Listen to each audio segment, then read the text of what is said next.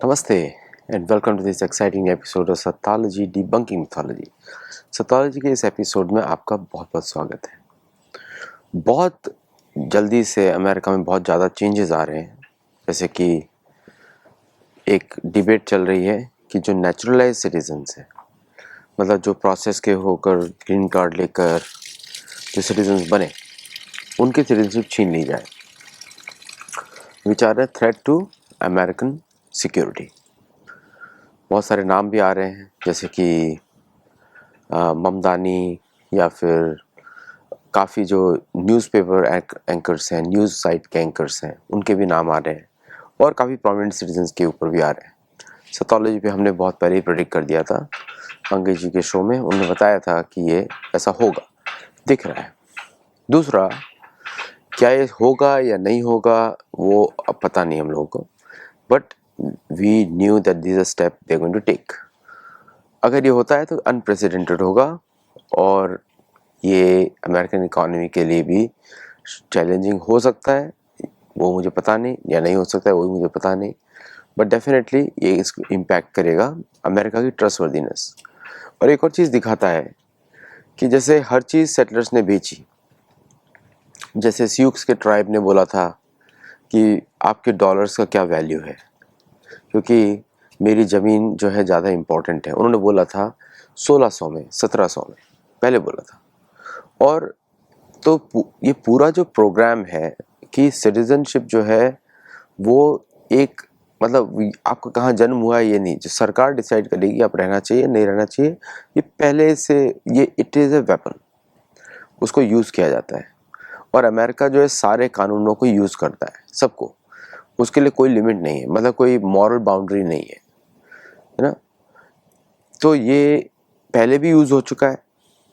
आपको याद होगा 1923 में इंडियंस को बैन किया गया था यहाँ पर आने के लिए, क्योंकि ब्रिटिश एम्पायर, देखिए जब अमेरिका का जब आज़ादी हुआ तो अमेरिका की आज़ादी के बाद उन्होंने सेटलर्स, किंग ऑफ इंग्लैंड से आज़ादी ली सेटलर्स ने, लेकिन तुरंत बाद वो वापस किंग की शरण में चले गए to fight with the French.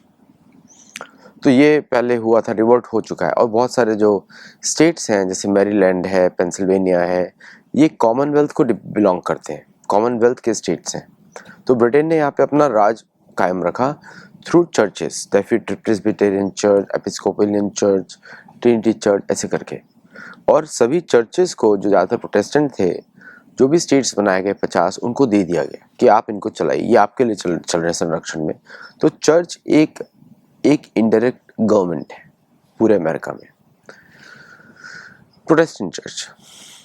अच्छा, तो अब आते हैं कि स्कॉट बेसेंट बोलते हैं कि अब उनको, जेरोम पावेल को हटा के वो उनको बनाया जाए फेडरल रिजर्व बोर्ड के चेयरमैन, क्योंकि अमेरिका वो खुश नहीं है, ट्रम्प खुश नहीं है, बनाया जाए।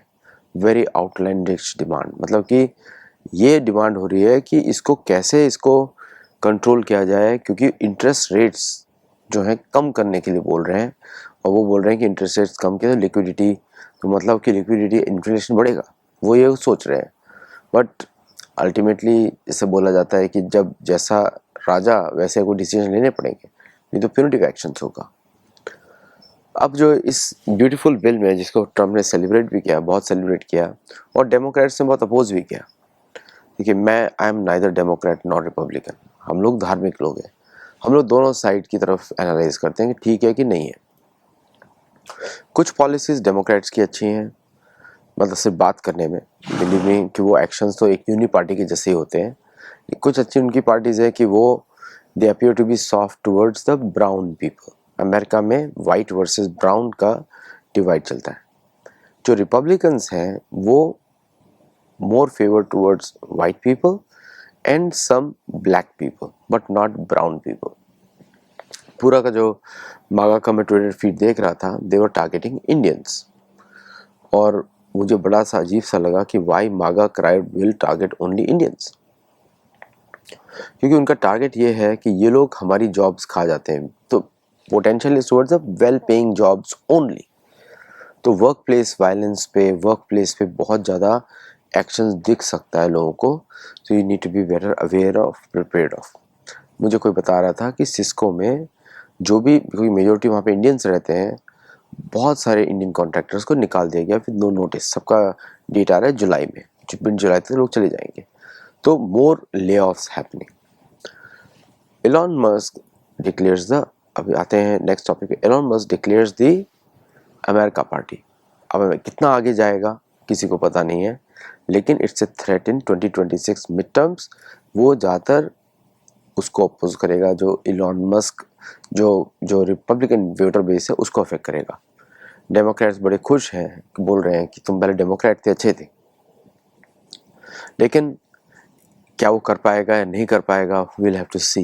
क्योंकि ये लोग बोलते एक दिन है फिर अगले दिन बदल जाते हैं, तो वी डोंट नो, कंसिस्टेंसी तो कुछ है नहीं।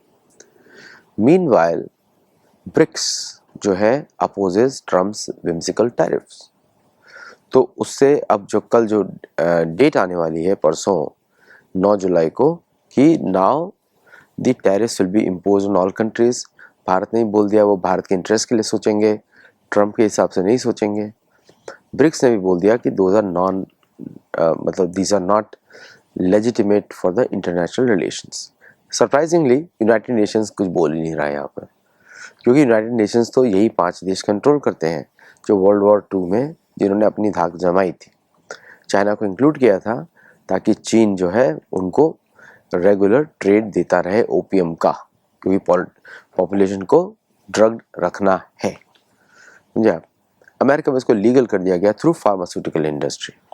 बड़ी क्लासिकल एक स्टडी है कि जो आपका जो एक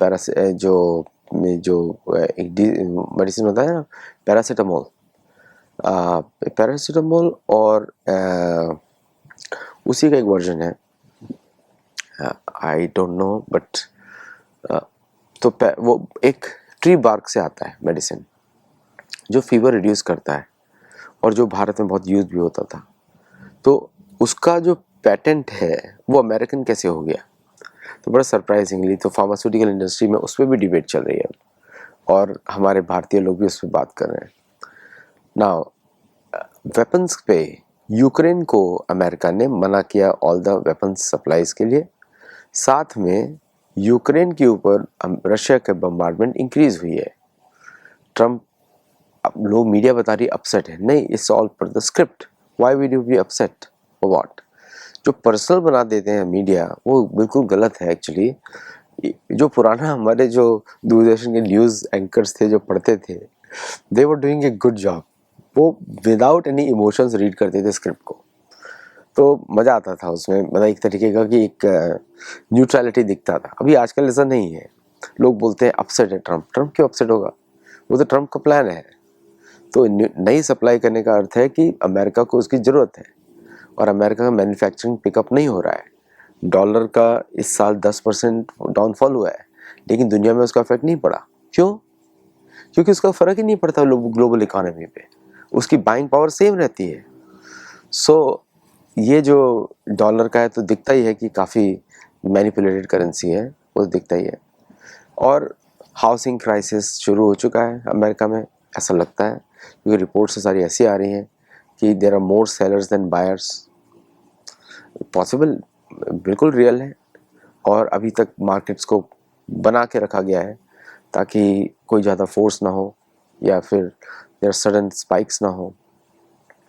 और आप देखेंगे कि जो maximum increase in American jobs are in the government sector, not in the private sector.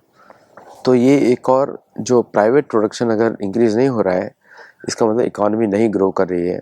And job creation जो है, अब last but not the least, Bharat का जो स्ट्रेटेजिक मूव्स है, ट्रेड डील को फिर से वापस उसको ठीक से नेगोशिएट करना, जल्दबाजी में डिसीजन नहीं लेना, plus increasing military supplies in South America and Central Asia and Europe is going to bring lot of help to the जो cash strapped European and American, क्योंकि डॉलर कहीं जा नहीं रहा है, डॉलर कहीं जा नहीं रहा है। तो लेकिन डॉलर सप्लाई भी, डॉलर जा भी नहीं रहा है और सप्लाई भी नहीं हो रहा है। तो इसका मतलब ये है कि जो इनिशिएटिव जो ले रहे हैं यूरोप में, पैसा ही नहीं है कुछ खरीदने के लिए, there is no way to buy anything in Europe right now.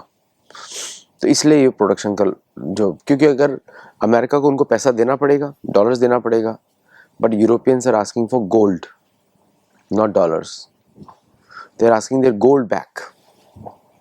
तो जो डॉलर बेस्ड उनका जो बाइंग फ्री था वो भी ख़त्म हो रहा है। तो ये जो एक्सेसिव पुश दिया है डॉलर प्रिंटिंग का, वो इसलिए दिया है ताकि सर्कुलेशन इंक्रीज हो, at least in the allies, at least in the allies. Meanwhile US government is storing gold, पूरी दुनिया से खरीद रही है, there is a big competition going on. तो इसलिए जब भारत घाना गया, भारत ने गोल्ड सोर्स को सिक्योर किया, शायद कि सिक्योर किया, and you will see more Ghana gold. Ghana is already one of the largest exporters to India, और इंक्रीज होगा टुवर्ड्स इंडिया, जो वेस्टर्न पावर्स को अच्छा नहीं लगता है। So lot of changes happening, और इसमें भारत का ओवरऑल गेन भी है, और वेस्ट में टर्मोइल भी दिखता है, उससे भारत का ट्रेड अफेक्ट होगा, और जो डॉलर डिनोमिनेटेड जो भारत के रिजर्व्स हैं उसको भारत को रिड्यूस भी करना पड़ेगा इन नियर फ्यूचर और in little extended future to remove the uncertainty. आज के लिए इतना ही update. Thank you all very much. नमस्ते एंड जय जगन्नाथ।